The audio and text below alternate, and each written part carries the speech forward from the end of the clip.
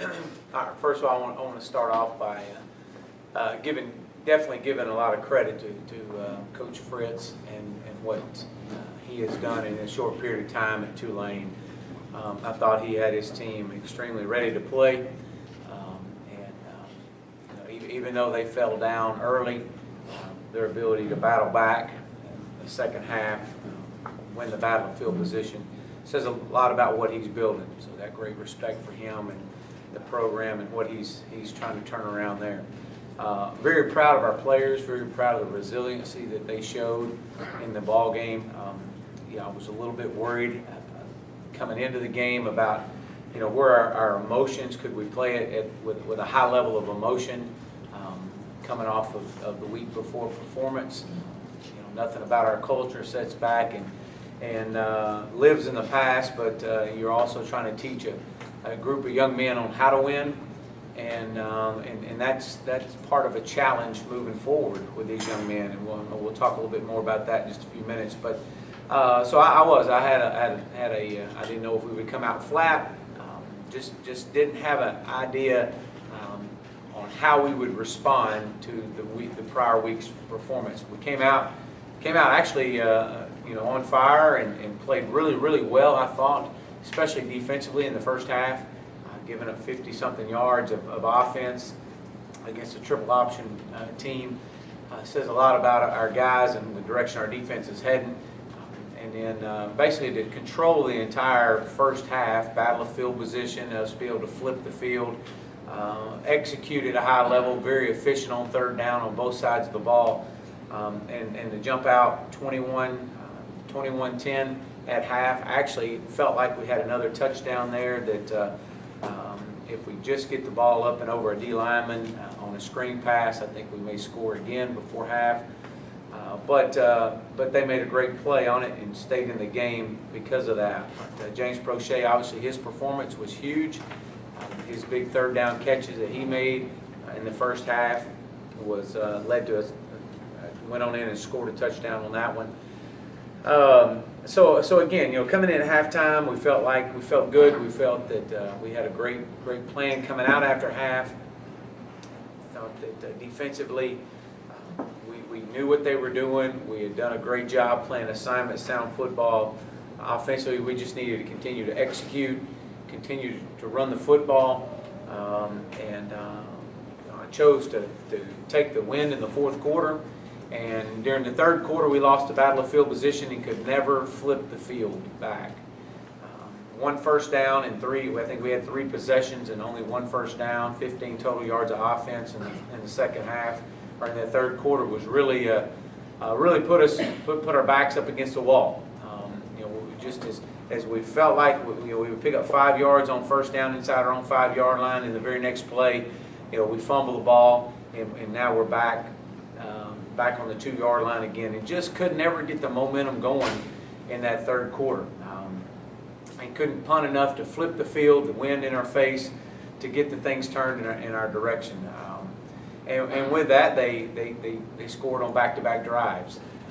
And then when we did get the field flipped, they went on a long run and wound up scoring on three straight possessions.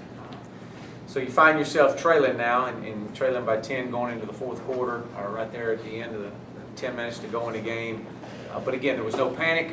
I was very proud of our guys. I think it really said a lot about where our program has been, to be able to come from behind, first of all, take a lead in the first half, and to come from behind in the manner that we did and have to battle back. Our total focus was on just picking up first downs. First downs would lead to touchdowns. So let's play this thing one play at a time, 1 first down at a time, and let our process take care of itself.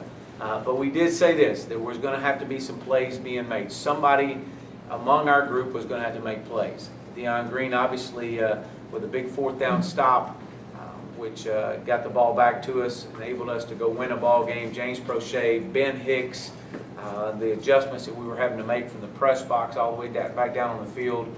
I thought they had a great plan and how they played up front defensively. We knew coming into the ball game that one of the strengths of their football team was their D-line, and we knew we had our work cut out for us in protecting for Ben. But our guys were able to make plays in the right times and never gave up, never panicked, never flinched, and was able to come away with a huge win for this program and where we are at this point in time in the season to get us back to 4-4.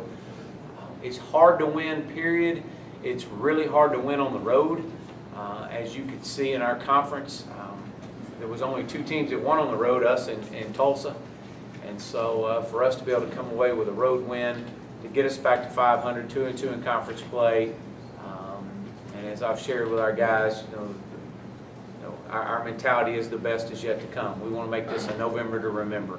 So to see the growth of Ben Hicks, while he may not have played his best game overall, his competitiveness, his ability to I'm going to do whatever it takes to get this team back rolling again. Says a lot about him to be able to scramble, keep his eyes down the field, and give us a chance by getting the ball to James Prochet. Thought Xavier Castile had some incredible catches in key moments. Shelby Walker's another one. Defensively, I thought Deion Green, R.C. Cox, those 2 guys were our players of the game. Jackson Mitchell, what you don't know, on the 4th down stop, it was made by Deion Green, but Jackson Mitchell actually set it up on the 3rd down play that he made. But again, I'm excited where we are. These guys have a lot of confidence. They're playing with confidence, and they're having fun. They're playing for the love of each other. This is a very close football team, and that excites us as a coaching staff, because that says the hard work and the training through the summer months is really paying off. So with that, I know we've got an opponent coming in this week that we very familiar to us.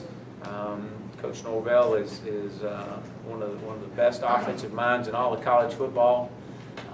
Very sound program football coach that actually he and I worked together. He was our wide receiver coach when we were in Tulsa.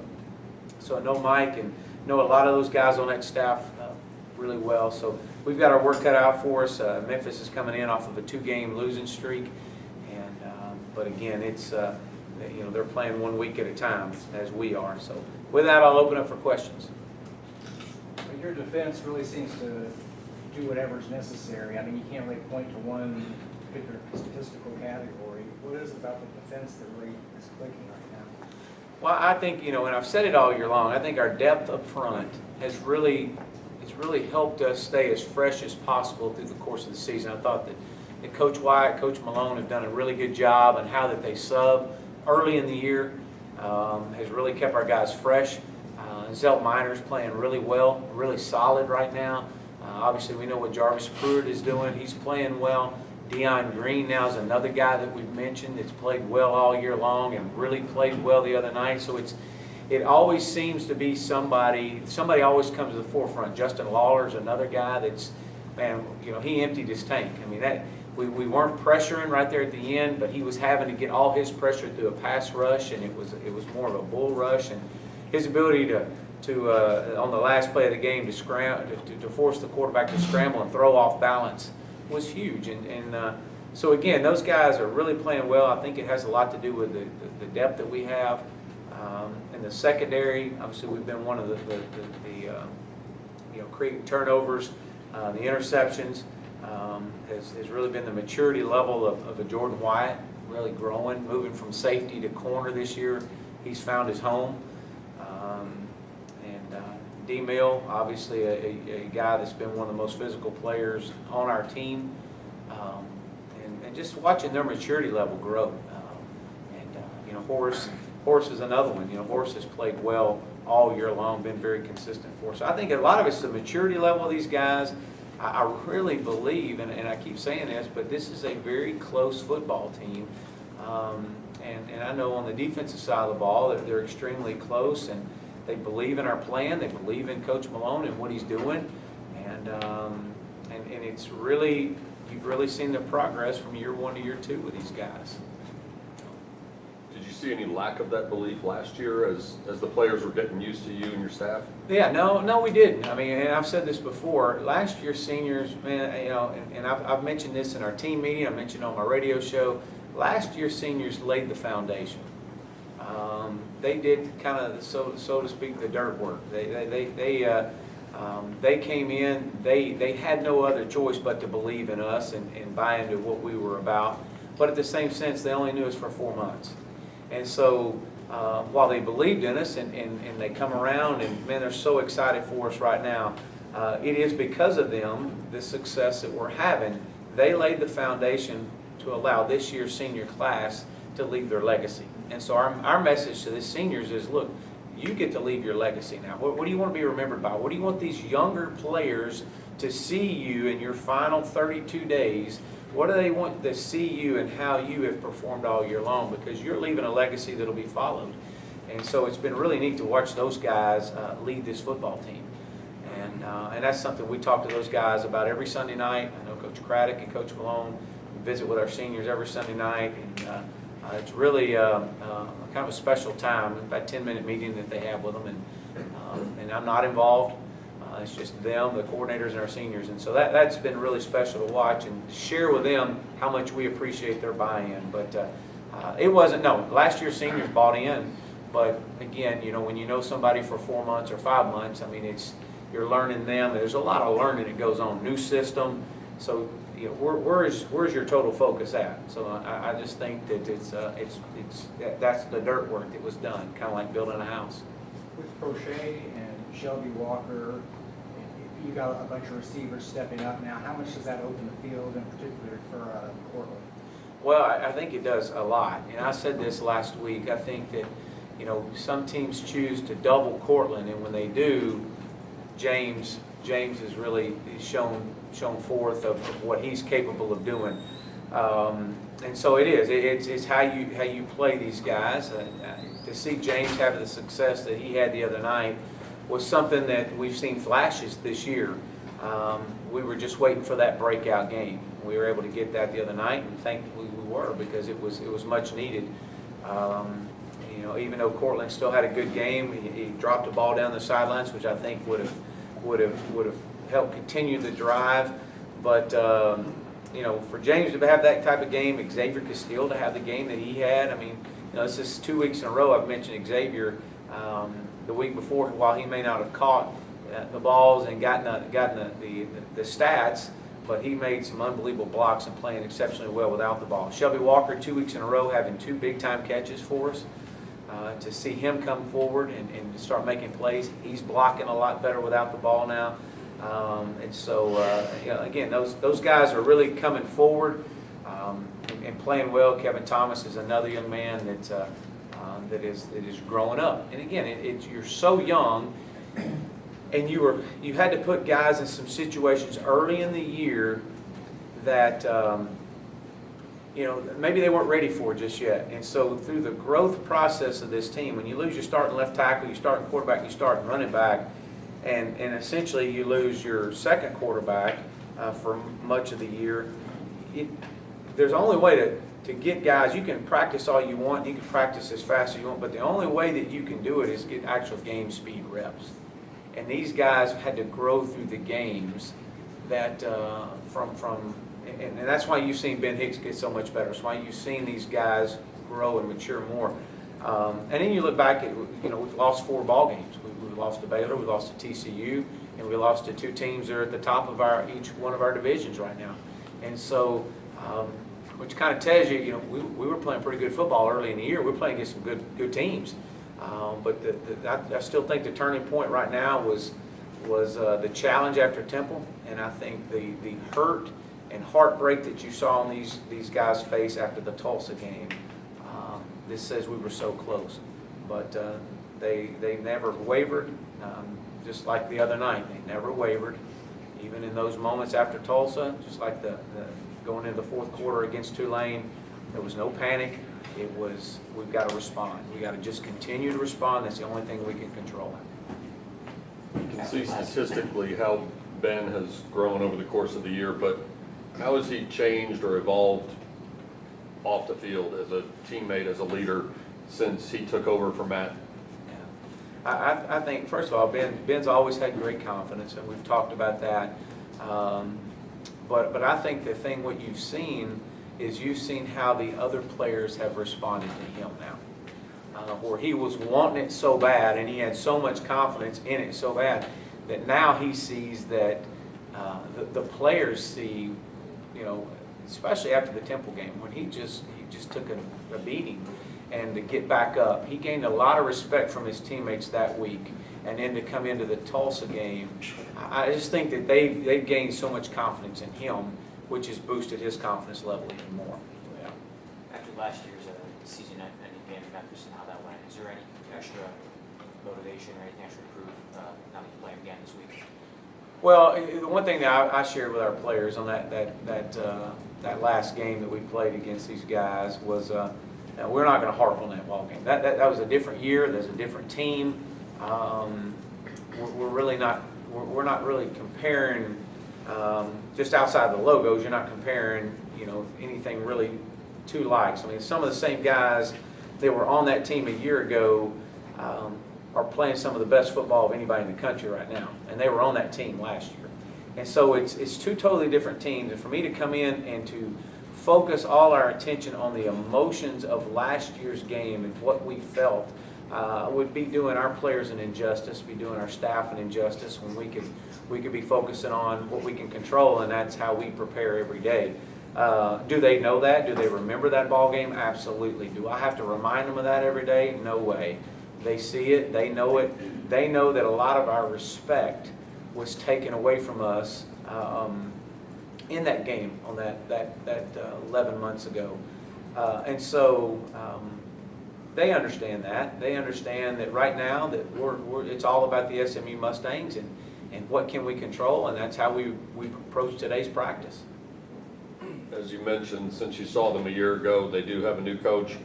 Paxton Lynch is in the NFL, but in terms of the coaching change, what are the most visible schematic differences or the way they line up that'll look different on Saturday? Well, they've always been, even last year, they were very explosive offensively, and they are that this year too. And Mike being Coach Norvell being an offensive-minded coach, but just got great defensive knowledge and how to attack defenses. Again, I've said that before. I think he's one of the best minds in all of college football, and so he'll have his guys ready. They do a great job. Riley Ferguson is a young man that we know that we've recruited him. Coach Craddock and I did when he came on a visit when we were out at Clemson. So we know Riley, a fierce competitor.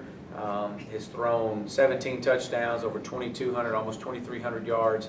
He's playing really well, and just a great competitor.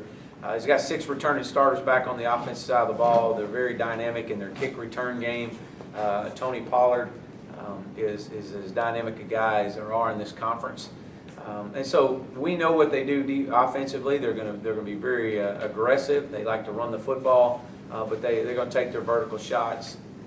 So, you know, again, that's averaging about 37 points a game. The biggest thing that I see from a defensive standpoint is they're very aggressive. They put a lot of pressure on you, and because of that, it's led them to be number 3 in the country in turnovers. They've got 20 turnovers right now, 11 interceptions, and 9 fumble recoveries.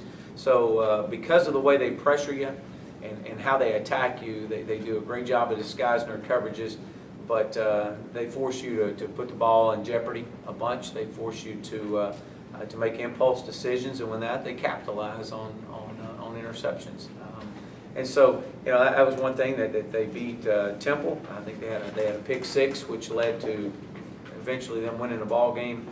But very aggressive, very solid at the linebacker position. And again, they're coming off of 2 games. They played Navy, they played Tulsa. 2 teams that are at the top of our division right now, and you know, they're going to come into this ball game with their back against the wall and playing one play at a time, just like we do. But again, I go back. They're a very well coached football team, but it's about the SMU Mustangs, and that's really our total focus. We're going to have them prepared for this. They're going to know that you know what they do, but it's how we approach every day to day. And how we respond is going to determine what the outcome eventually gets to. When you coached, of course, Norvell in Memphis. What impressed you about him that's allowed him to do what he's done now, especially at such a young age? Yeah, I mean, he's just a really sound offensive mind. And being able to spend, obviously been around him for a year, and even our staffs got together when he was at Arizona State and we were at Clemson. We would get together and talk ball. Would talk periodically through the course of a year, whether through text messages or phone calls, just asking, hey, how do you, what do you like in this? How do you attack this? Those things you just do when you work with guys. And so just the way he game plans, the way he sees defenses, sees coverages. He's just a really smart football coach. Has been underneath obviously been underneath Coach Graham. He and I both have, and to know the type of program that Coach Graham runs, he's ready. He's ready to be a head coach, and he'll have these guys ready. There's no doubt about that. What injuries can you update? Yeah, right now, I really don't know. It's probably just, kind of like last week. Everything's day to day, and Braden West will be a guy that we'll try to get in practice today a little bit, see where he is, and moving forward. And if not, he'll be a guy that'll be ready for game time. It's just how much can he go through the course of the week? I really feel like he's felt better Sunday than he's felt in a long time. So I expect him to be back in, ready to go at some point this week. You mentioned after the game Blake Carlisle. Yeah, Blake, it doesn't look like Blake will be in right now. Blake, I believe we diagnosed him with a concussion, and so and it happened on one of our special teams units, but he'll go through the protocol that we have. I don't expect him to be back this week. So that's usually customary, though. What about Carlos Carroll? Do you expect him back? Yeah, we do. We expect Carlos back. We thought Carlos was going to be able to play, and just couldn't. Just at game time, we just didn't feel comfortable yet. So we thought maybe another week may do him good.